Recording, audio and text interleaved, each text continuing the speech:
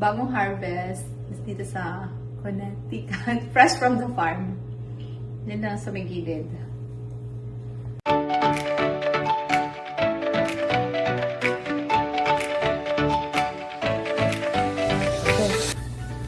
Dahon to ng ano?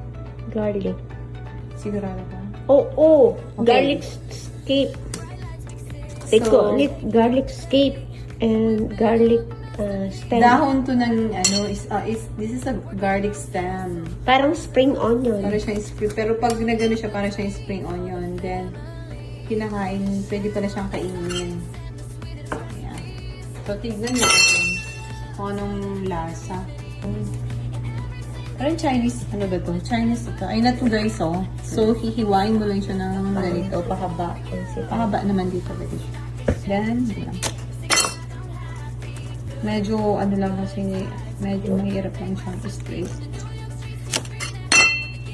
Siya. Tagawa mo ng paraan para mahiwa mo.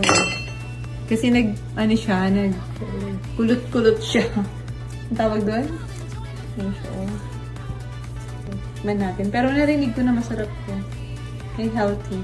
Kaya mabibili nyo to sa mga Chinese grocery store. Tikman natin. Ngayon, first time ko makakain na to. Natin itong garlic stem na to. First time kong kakain na to. Then, ihahalo yan. Oil muna. Maglalagay ako ng, isusutay lang natin siya actually. Maglalagay ako ng, ayun. Galing to sa farm, guys. Tapos, yan o. Garlic and ginger. Tapos, tayo naman. Tapos ito.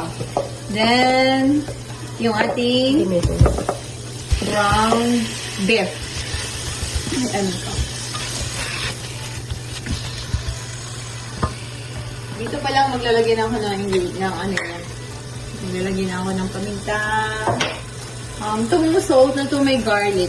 May mabibili kayong ganito. May garlic yun.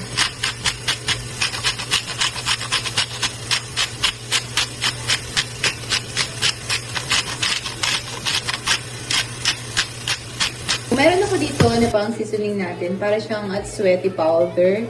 Pero it's made of, ano din siya, dried vegetables. Yan. This is organic, guys. Wala siyang MSG. Bawal tayo gumamit ng MSG. Yan. Kaya medyo ma-orange. Then, ilagay na natin yung dahon ng bawang. So, dahon to ng bawang, ha. Ganito yung dahon ng bawang. Kinakain ko lang. Hindi ko alam. Masarap to, eh. First time ko. Yan, mix natin. Wow. Request to ng friend ko actually. Hindi ako nakain ito. First time. Tikman natin kung totoo yung sinasabi niyang masarap.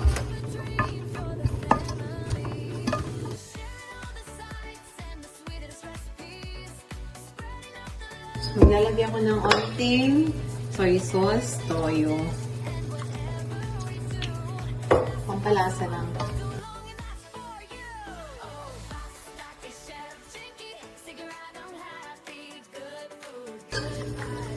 Tikman ko, guys.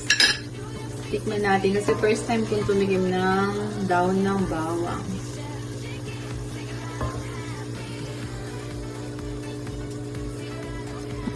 Matamis-tamis siya. Na malutong. Masarap. Try nyo.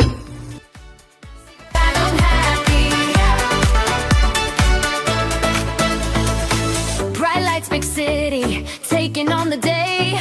Whipping up a masterpiece, the NY way. A working mom's hustle, miles across